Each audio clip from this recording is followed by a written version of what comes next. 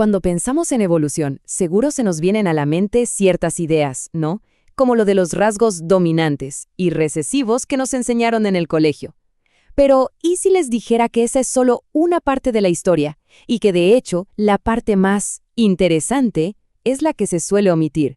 Bueno, hoy vamos a meternos de lleno en eso.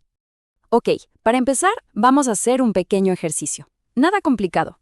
Pensemos en algunos rasgos genéticos, de esos que todo mundo conoce. A ver, ¿quién puede enrollar la lengua? ¿O quién tiene el lóbulo de la oreja pegado a la cabeza? ¿O despegado? Y claro, el clásico pico de viuda. Seguro que todo esto les suena. Son los ejemplos de manual para explicar los genes dominantes y recesivos. La idea es simple, o al menos eso parece. El gen dominante se impone. ¿Y ya está? Y aquí es donde la cosa se pone interesante. Si un rasgo es dominante, lo lógico sería pensar que con el tiempo se va a volver el más común, ¿o no? O sea, es lo que dicta la intuición. Pues resulta que la intuición nos falla, y feo. La respuesta es un no gigante. ¡Sorpresa! Que un gen sea dominante no significa que sea más común, para nada. Dominante solo nos dice cómo se manifiesta ese gen si está presente, pero no tiene nada que ver con qué tan seguido aparece en la población. Hay otros factores, mucho, pero mucho más importantes que determinan si un rasgo es común o no. Esto nos obliga a cambiar el chip. Si la evolución no es simplemente la victoria de los rasgos dominantes, entonces, ¿qué es? ¿De qué estamos hablando cuando hablamos de evolución? La pregunta del millón, entonces, es, si la dominancia no es la respuesta, ¿qué es lo que sí hace que un rasgo se vuelva más o menos frecuente en una población con el paso de las generaciones? Y aquí está la clave, la definición que lo cambia todo. Olvídense de escaleras de progreso o de mejorar. La evolución, en su forma más pura, es simplemente un cambio en las frecuencias de los genes de una población a lo largo del tiempo. Así de simple. Es en el fondo un juego de estadísticas.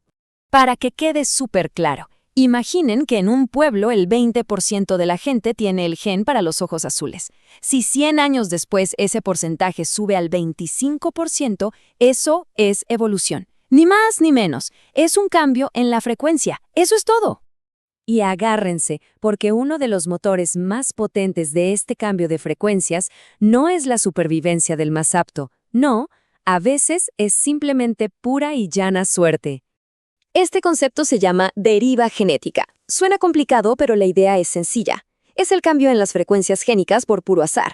Imaginen una población pequeña. Por mala suerte, un rayo cae y elimina justo a los únicos individuos que portaban un gen particular. Bueno, la frecuencia de ese gen acaba de cambiar drásticamente. El azar a veces tiene más poder que la selección. Hay un ejemplo perfecto para esto, el efecto fundador. Pensemos en una bolsa llena de canicas, mitad rojas y mitad azules. Si metemos la mano sin ver y sacamos un puñadito, ¿qué es lo más probable? Que no saquemos exactamente mitad y mitad, ¿verdad? A lo mejor sacamos muchas más rojas. Bueno, si ese puñadito de canicas se va a fundar una nueva colonia en otra parte, la nueva población será mayoritariamente roja. No porque el rojo sea mejor, sino por pura casualidad. Eso es el efecto fundador. Y todo esto no es solo teoría, ¿eh? La evolución se puede ver en acción, a veces de formas que parecen sacadas de una película, como pasó en un experimento clave allá por 1928. Ok, la historia va así. Un científico, Frederick Griffith, estaba estudiando una bacteria, el neumococo. Tenía dos versiones. La primera, la cepa R, era inofensiva. La inyectó en un ratón y nada. El ratón feliz y contento, como se esperaba. Luego probó con la otra versión, la cepa S. Esta era la mala de la película. Tenía una especie de cápsula que la hacía súper virulenta. El resultado, el ratón enfermó de neumonía y, pues sí, murió. Ahora, atención, que aquí viene lo importante. Griffith se preguntó, ¿qué pasa si mato a las bacterias peligrosas antes de inyectarlas? Así que las calentó hasta matarlas y las inyectó en otro ratón. ¿Y qué pasó? Nada. El ratón siguió como si nada. Esto confirmaba que, para ser peligrosas, las bacterias tenían que estar vivas. Y aquí es donde a Griffith se le ocurrió la idea que lo cambió todo. A ver, por separado, las bacterias muertas eran inofensivas, y las bacterias vivas de la cepa R también eran inofensivas. La pregunta era, ¿qué pasaría si las mezclaba? El resultado fue increíble. El ratón murió. Cuando Griffith analizó su sangre, no lo podía creer. Encontró bacterias vivas y mortales de la cepa S. ¿Cómo era posible? De alguna forma, las bacterias inofensivas habían aprendido a ser peligrosas a partir de los restos de las bacterias muertas. Se habían transformado, habían literalmente evolucionado frente a sus ojos.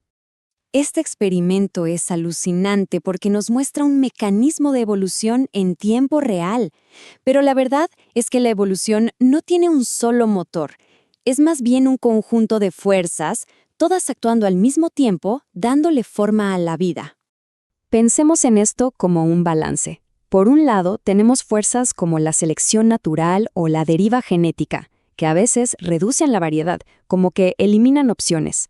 Pero por otro lado, están la mutación o el flujo genético, que es cuando llegan genes de otra población. Estas fuerzas meten variedad nueva al juego. La evolución es el resultado de este eterno tira y afloja entre las fuerzas que quitan y las que ponen.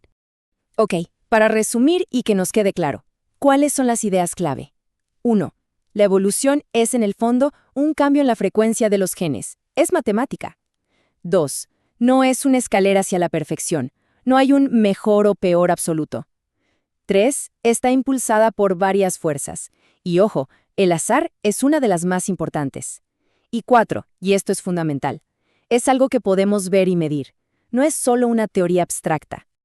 Y les dejo con una última idea para pensar.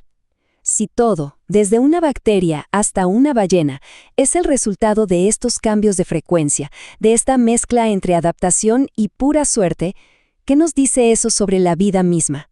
Tal vez nos dice que no hay un guión escrito, que todo es mucho más impredecible y fascinante de lo que imaginamos.